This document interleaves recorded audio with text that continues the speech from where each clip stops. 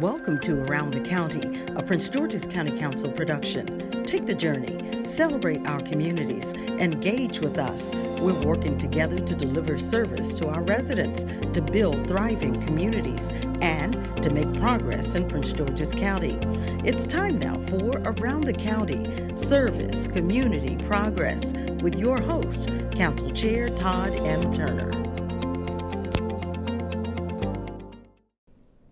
Hello, and thank you for tuning in to this special edition of Around the County. This program is a production of the Prince George's County Council. I'm your host, Council Chair Todd Turner. This edition of the program is coming to you from the offices of the County Executive here in the Wayne K. Curry Administration Building in Largo. Prince George's County Executive Angela Alsobrooks is my esteemed guest for this edition of Around the County. Well, good afternoon, Madam County Executive. I want to thank you for joining me today on Around the County. Appreciate your opportunity, taking time to visit with us. So what we wanted to do today was just to get to know who the County Executive is and some of the things that you're trying to work on.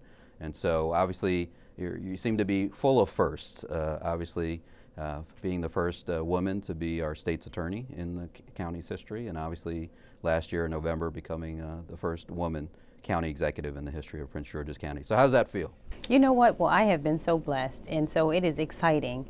But you know what? I'm ever mindful that it took a lot of work to get me here, that there were women who laid bricks along the way to allow me to have this opportunity, and to some extent I feel that I take all of them with me. So you see me, I'm the person who's represented here, but there are a cloud of witnesses who helped me get here, but it's very exciting. Great. And so tell us a little bit about how you got to this point. Did you think of yourself when you were growing up here in Prince George's County that, you know, I wanted to be a county executive? Or so tell how did you get you know what? So my parents told me something early that I think was important, and they said to follow what you love and to do it well. And they promised me that that would be a recipe for success, is to find in yourself that thing that made you jump out of bed in the morning and to do that to the best of your ability. And they always said never follow money. Follow your passion, and always, you know, be mindful of doing things to help other people. And so I've done that, and you know what, I can tell you, I've enjoyed every leg of it. You know, it started with student government, and I think that's where I developed a love of leadership and service. In high school, I can remember still my very first election in 9th grade, and I stood at the podium in front of the school with my skirt shaking because my legs were shaking. I was so nervous. And what's amazing to me is that that nervousness never goes away. I was about to say, do you still get nervous now? You know what, I do. I can still remember clearly times where I felt that same sense of nervousness, but it is a good nerve. I understand that when you care about what you do, then you have that emotion. And to be honest with you, as many times as I speak in public, there's still that nervousness that goes with it, because you just want to make sure that you do the best you can, that the message connects. And so it started in 9th grade, and like I said, treasurer, went to be a president of the student government there, and just kind of continued. Oh, great. So obviously you talked about your parents, so obviously they had I'm sure a major impact on you based on what you've already said. So how do you feel about your position now, and whether or not they're proud of you or not? Oh my gosh, first of all, the only person who's had more fun than me has been my dad. I think that's just true. You know, I'll never forget the times we spent on the campaign trail. He had a blast. You know, people would say, I saw your dad. He was in the back of the giant food store with his trunk popped, and he was handing out yard signs. So that's just how much fun they've had. My mother, I think, has also enjoyed the whole journey quite a lot. She's been, you know, there along every step of the way, but it's really generated a lot of pride and happiness, and I'm just really grateful that they've been able to see. Great. So I remember hearing a story about the fact that I believe your father actually wanted a son. Yes. So tell me a little bit about that. So my dad really wanted a son, and he has 2 daughters, me, and I have a sister who's 2 years older. And so he refers to me as little fella. And that's the name he still calls me by. He calls me, you know, I talk to him, of course, several times a week, and he starts out, hey, little fella, let me ask you a question. But yeah, he wanted these sons, and you know, I hope he hasn't been too disappointed. I'm sure he hasn't. As a father of 2 daughters myself, I know I'm very proud of their accomplishments so far as part of that. So why did you embark on becoming our next county executive? Why was that a passion for you? Or you know what? So the interest developed over time, and I have to tell you that the time I spent, especially as state's attorney, was critical time for me. And what I was able to do as state's attorney is to sit in the courthouse. I was a prosecutor for 13 years. And during the course of that time, it's impossible to sit in a courthouse for any length of time and not begin to understand to some extent the underbelly of the county. You understand because the courthouse is a place, unfortunately, where pain is resolved, where tragedies occur, where disputes are resolved. And what I came to understand is that if I had the opportunity to go a little higher and to impact education, if I had the opportunity to impact mental health care and addictions care, if I could work with families and create jobs, I could ensure that many of these people would never ever make it to the courthouse. And so understanding the true issues of the county combined with the experience of actually running an office effectively gave me the idea that I could do a lot more if I were able to run for county executive and be successful, and I'm just grateful to have the opportunity. So obviously county executive was not your first position working in the county, so you already talked a little bit about being in the state's attorney's office. What other positions have you had in the county that prepared you to be county executive? So I started in 1997 as the first domestic violence prosecutor to be hired in the state's attorney's office, and soon after, about 5.5 years, maybe 6 years later, was hired in the government. My boss became county executive and hired me to be an education liaison, to work with the school system, to organize what we call parental involvement summits and conferences. I was then appointed as executive director of the county's revenue authority. And this was a wonderful opportunity. The first time I had a chance to run an agency and to learn a lot more about the business community and about the needs of that community. And then had the idea in 2010, which at the time I think happened to be a really crazy idea, that I should run to be chief law enforcement officer. And I have to tell you, the part of my desire for that had to do with the sense that my daughter was growing up in a different Prince George's than the one I enjoyed. The one where I felt safe in the front yard, where my mother didn't have to watch me every moment of the day. But the other part of it is that I understood that Prince George's County was characterized by crime and corruption. And if we could change that, then all ships would rise. This would change not only the business climate in the community, but it would change our perception of ourselves.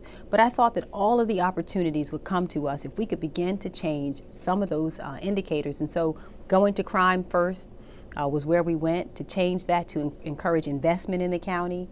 And I think that, you know what, I think it's working. I think all of us together, including the council and all of our partners, I think have done an amazing job of beginning to turn things around for us. That's true. And so, we appreciate that, and I got the opportunity to know you while you were the state's attorney as part of that, coming before us as the council. So actually we're sitting today, obviously, in the Wayne K. Curry Administration Building, and I'm sure as you talked about, standing on the shoulders of others, and obviously you work closely with the former county executive, Rashawn Baker, as well. Can you talk a little bit about how they provided kind of mentorship to you in order to become into this position, as well as anybody else? Yeah, so they're both amazing people. I am so grateful to Rashawn Baker. He first of all left me, I believe, a very strong foundation here. He did an amazing job of really restoring confidence and restoring the county's reputation. But I think he also did an amazing job in terms of really stirring business development and economic development here with the accomplishments like the hospital. Also, of course, the MGM and National Harbor. But he did, I think, a great job. He left us a lot to build on. Wayne Curry was a person who also served as a mentor, to be honest with you, right at the moment where I needed it most. Coming into the state's attorney's office, I was at a point where I didn't really have a lot of people with his experience to kind of mentor me. And through his wife, actually, Sheila Curry. She's the person who connected me to her husband. I met with him at what he referred to as his office, which is Rips, the restaurant in Bowie. Yep. So I met him at his office there. Well. And yes, many of us do. But he offered mentorship to me. He talked a lot about power and how power should be used well to the benefit of people. And he also just, really got me kind of going in this direction. So he left a lot for me, and I'm really thrilled. His wife, Sheila Curry, actually was a person who was, I think, not so interested in coming in government, but she was so excited and inspired by what we did in the campaign that she decided to come here and to work with us in stakeholder engagement and to lend to us her talent. So it's been really wonderful. I'm glad to hear that as part of that. All right, so now you're county executive. Yes. What does that mean for Prince George's County? Oh my gosh, well, you know what? I think it means first and foremost that they have a champion a person who loves and understands Prince Georgians. I have spent all of my years in Prince George's County, and you know, my dad, he had a saying, and the saying was that the problem with people, and again, he said, little fella, and at the time he said it, I didn't know what he meant. He said the problem with people is they know more than they understand. And I know what that means, and I understand Prince Georgians. And so in me as county executive, the residents of Prince George's have a person who understands them. I understand the concerns and struggles. I have lived them here. I understand what it means to have two young parents who didn't have an opportunity to have a college education and the power of a solid education. I know what that means in terms of raising and lifting up a generation. I understand what it means to be concerned about not having a job or losing a job. I know what it means to be concerned about Alzheimer's, having a loved one with Alzheimer's and not knowing quite where to go for help. So I come to this position not only with experiences, which I think have helped prepare me as an executive, but I come with a heart of understanding that I think is important to how I serve. That's very important in this position, having served a little bit before you as well, at least at the council level as part of that, and having that passion to be able to serve folks. And it's not for you, it's for them and for the community as well. So you did mention obviously your daughter previously. So tell us a little bit about how you think you are a role model to her and in the positions that you've had here, particularly in Prince George's County. Oh my gosh. Well, you know what? I think every parent hopes that we instill in our kids the right values and that we model for them the things that we think are important. And I hope I've modeled that for Alex. You know, we have a very close relationship. She's 13. And I see a lot of myself in Alex. Alex is a person who is very caring. The thing that she has that I do not have is she loves and understands animals. I'm a little afraid of them. She wants to be a veterinarian, but Alex is a natural leader. I really admire in her that she's the kind of person who is always looking for opportunities to lead. She does not follow easily. She's a person who is always looking for a chance to be herself. She, you know, I hear her often say, you know, I'm not meant to fit in. I'm meant to stand out, and for whatever that's meant for her. As a young kid, she came home one day, well, she wanted to dress herself. And we all go through this where there's a red pant and a yellow shirt and something purple. And I said, oh, Alex, you know, I'm trying to help you, but this doesn't look nice. And she looked at me, and she must have been 7, and she said, I don't care what others think. And I said, well, okay. So, and that's just who she is. So I think she's had a chance to see hard work. You know, in this job, there are a lot of sacrifices involved, and, you know, unfortunately, sometimes Alex bears the brunt of those sacrifices. Yeah. You know, she was asleep on more occasions than I wanted when I came home in the evenings, but she now makes the association between hard work and success. And it is appropriate to be able to try to find that balance with your family, because they are your support. Yes. as part of that process. So I'm glad to hear that as a you know, father of a teenager right now, a little bit older, and having one gone through teenagehood already. I can understand trying to balance that out as best you can, because sometimes they want to be with you and sometimes they don't. Yeah, and mostly they want to be with you, but just don't want anyone to know that maybe they're with you, you know? So take me to the mall, but just stay a few paces behind, you know? I'm beginning to understand the rules, you know? So we should go to the mall may not necessarily mean that we should walk together through the mall. It mainly means at this point I take her and her friends, and of course you stay at least 3 paces behind. Yeah, these are the rules. Been there, done that, so I appreciate that as part of that process. So what we're going to try to get into next is, you know, what you want to accomplish as the county executive, but how do you feel your role as being a first obviously impacts particularly women in Prince George's County? You know what, so what I hope women see is that all of these opportunities are available for us. And in fact, we do it, and you know what, it's my goal, I should start with this, that I should leave this position. It's not so important that I was the first, but I feel a pressure to leave. I want people to say she's the best we've ever seen, so that it will be unremarkable in the years to come that there's a woman in this position, that we will be judged by our character and also by performance.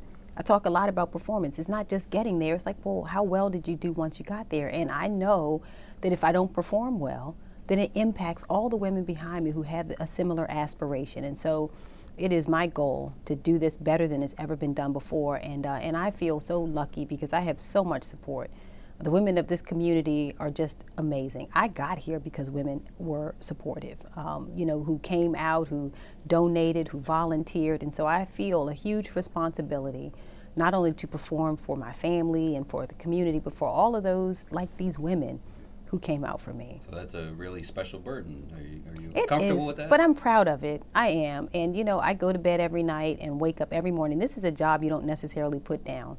I've come to understand that. It really is. It is one you take to bed with you and one you wake up with. And it is on my mind at all times. What else can I do? Yeah. Well, thank you for that. So we're going to take a quick break, and then we'll come back and talk about some of your policies and some of the things that you've done, obviously, in your first 100+ days here as county executive. Thank you. We'll take a short break. Please stay with us for more conversation with County Executive Angela Alsobrooks. Around the County returns right after this. Son, love is like the ocean. You have to tread the waters. Dad, that's not the kind of help I needed. Jessica, will you go to prom with me? Yes. Thousands of teens in foster care can't wait to share their first with you.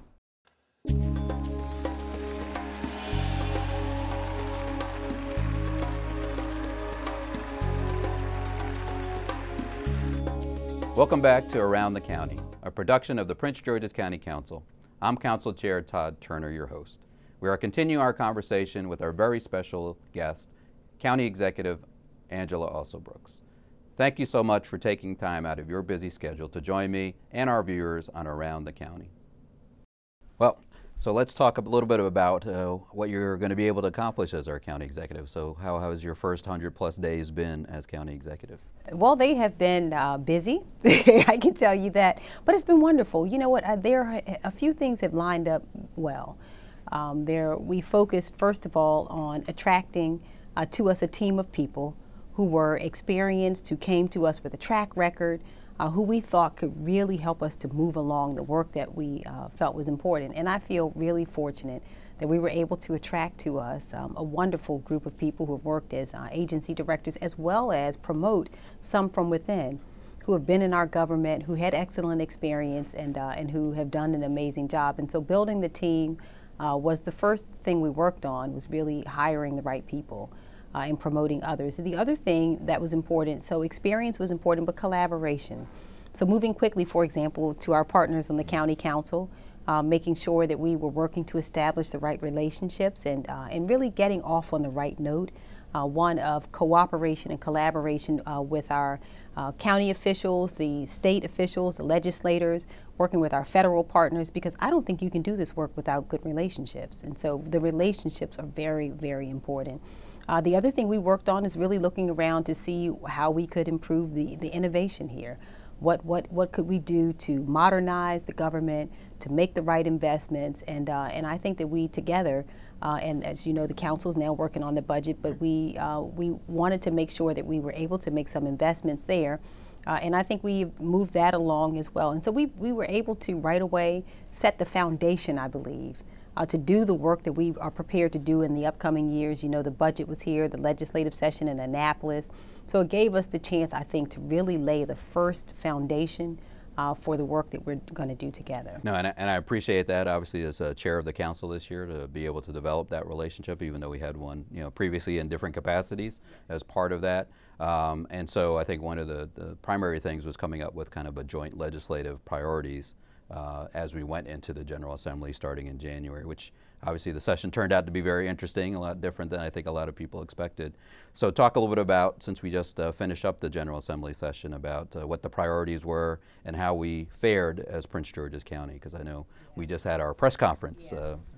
Well, I'll start at the end and go backwards. We fared very well, and I think it's because of what we mentioned, that we worked together. You know, our priorities, having the joint legislative priorities, I think was helpful to help us know exactly where to commit our energies. And so we, $1.5 billion in state aid brought back to Prince George's County, I think was really impressive, and the team accomplished that. But I think it was the joint priority of all of us. Education funding was the place where we thought we could really use the most energy, and we operationally, We were able to have some gains there with the Kerwin dollars, $53 million down payment, as they would call it. We'll go back next year for more. But this would allow us to focus on teacher salaries, as you know, pre-K education, to work with this at-risk population that we have, to also invest some dollars there. And by at-risk, you know, but I don't know that our listeners all know that we educate the largest number of disabled students in the state. The largest number of students who speak English as a second language, and then 62% are on free and reduced lunch. So that was important. Construction, school construction was an area where big issue. That was a big issue, and it was one that we had hoped to come back with a bigger win this year, but I think that we also did very well there. We have a plan in place now, some legislation that would allow us a P3 structure, which again, we're looking in all of these areas, how can we do something that is innovative and smart? And the P3 structure allows us to not only build schools at a cost savings, but to do so more quickly, and to make sure that the maintenance of that school is the responsibility of a third party. And so this is a really smart structure that we've put together, and we were able to get legislation passed to establish that. We'll go back next year for the state funding, but we're really excited about being able to move that forward nonetheless with 5 to 7 schools over the next, I believe it's 5 years. And so we're really excited about school construction, because you know what the truth is, and this was a statement that was made by John F. Kennedy, who said that we as a society could not move any more quickly than the progress of education. And that's true. Education is the civil rights issue of our day. It also happens to be the one issue, I believe, in Prince George's County, that once we move the needle, and I know that we will, that once we show some quick successes in that area, there's no stopping Prince George's in terms of the investments that will come here. So it was the right priority. Gotcha. And so obviously, you know, with the new alternative financing, or P3, public-private financing, again, Prince George's County is taking leadership in the state of Maryland with respect to that. And so I know we just had an event where we had close to 400 vendors come out who were interested in that, and I think it was a very successful start. We still have some work to do as part of that, but I know you're committed, and I know the council is committed to making sure that we can make those improvements, particularly in our schools, both on the construction side, the physical plant, as well as what's going on. And so tell me a little bit about your relationship with Dr. Monica Golson, the interim CEO of the school system.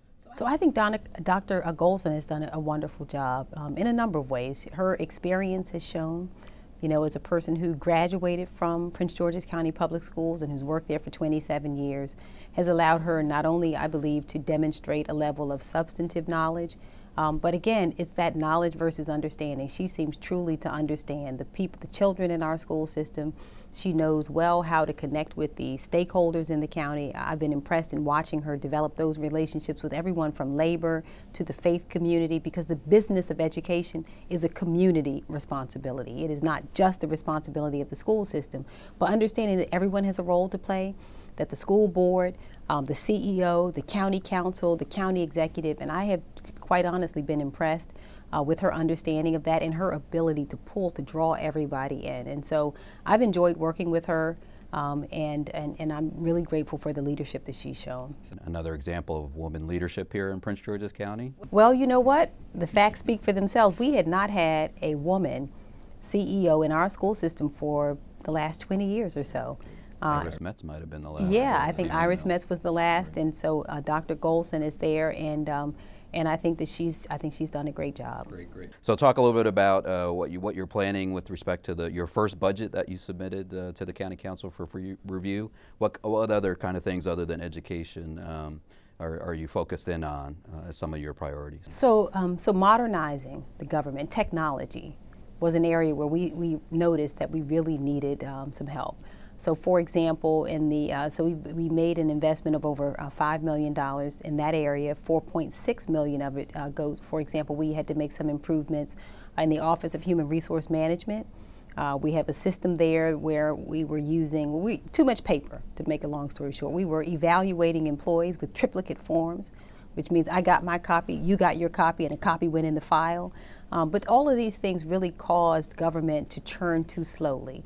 Not as nimble as we should be, not only in terms of working with employees inside the government, but I believe it impacted the way that others interface with the government. So in the Department of Permitting, Inspections, and Enforcement, That was one of the areas where, again, the technology hampered us. Also, the Office of Central Services, where we were behind the rest of the region, and they all had e-procurement, and we were still, again, shuffling papers. And so we made investments in those areas to allow us to operate more nimbly.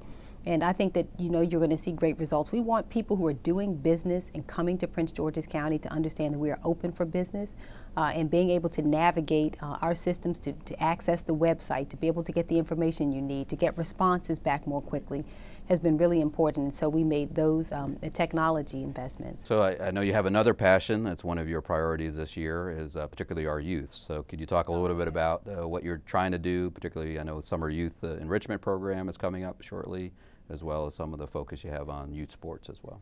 Oh yeah, so I think all of us love, you know, the youth. That's an area that I have a lot of passion around, and so youth development includes our Summer Youth Enrichment Program. When we came into office, we noticed we had about 3,000 kids that we were hiring each summer, and decided right away that we should try to attract about 6,000, that we would make jobs available for 6,000. And I have to tell you, we've been amazed because we now have over 10,000 youth who have applied for the Summer Youth Enrichment Program. It is an award-winning program. The county earned an award from the National Association of Counties in the past years. So we're building on that program. We've expanded the age now so that we include 14 to 22-year-old kids. And we've also added some programs, a capstone program. So for 14 and 15-year-old kids, they come into the program and they are able to study a capstone. That's information technology, clean energy. Some of them will go to the community college for culinary arts. So that program is really going to help teach the skills that we think will be important as we develop a workforce. And we're also just working to teach some of the soft skills. So we're really excited about Summer Youth Enrichment. And then there's youth sports. We had legislation passed now that allows us to focus through Maryland National Capital Park and planning on youth sports. And to have a division where we now are able to manage, I believe, in a much more efficient way, the fields and rec centers, and to give more kids an opportunity to participate in sports. Also to include more of our boys and girls clubs and the coaches and such. So this is an area that we think will help us develop kids.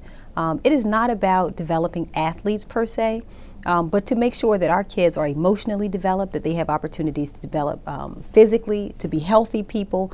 And we believe that all of the skills you learn in athletics, perseverance, hard work, teamwork, these are transferable skills that will help us also to build stronger students, to build also stronger community leaders. And so we believe that those opportunities come through sports. So our last, before we wrap up, I know your motto is trying to bring pride back to Prince George's County. So I know there's an event coming up, Growing Green with Pride here in Prince George's County. You just talk about that real briefly and when that. So beautification is the other area I didn't mention. And I just want to say broadly, we are focused on making people feel the power of their tax dollars. And included in that is beautifying Prince George's County. On May 4th, we kick off Growing Green with Pride. And it's one of our initiatives where we will be focused on education around litter, and beautifying the county, including, we're really asking all Prince Georgians to come out and engage in this work with us. The Department of Public Works and Transportation will be out starting next week, in the week of April 25th, where they will go around, and there are blitzes that are happening. But it's beautification for our county. We're returning, as you know, to 2-day-a-week trash, including a food waste collection. But this is about really helping Prince Georgians enjoy the county. We want to feel proud, collect the litter and make sure that we're cleaning up the streets and such. And so that's what we're going to be doing starting. So that's May 4th again. Hopefully you'll participate. I know my office has participated since I've been, and I'll be out there cleaning my road that I have adopted as part of that. So you know, put your mouth where your money is, or put your money where your mouth is, and so we're out there doing that as well. So I want to thank you again for joining me for this edition of Around the County. Again, my sincere thanks to our County Executive, the Honorable Angela D. Alsobrooks. Your strong leadership and commitment to service to our residents and your partnership with those of us on the County Council means a great progress for our county. This has been a special edition of Around the County, a production of Prince George's County Council. Thank you for our viewers for joining me, as well as to remember to visit us online at pgccouncil.us and connect with us on social media as well. I'm Council Chair Todd Turner, and I'll see you soon around the county.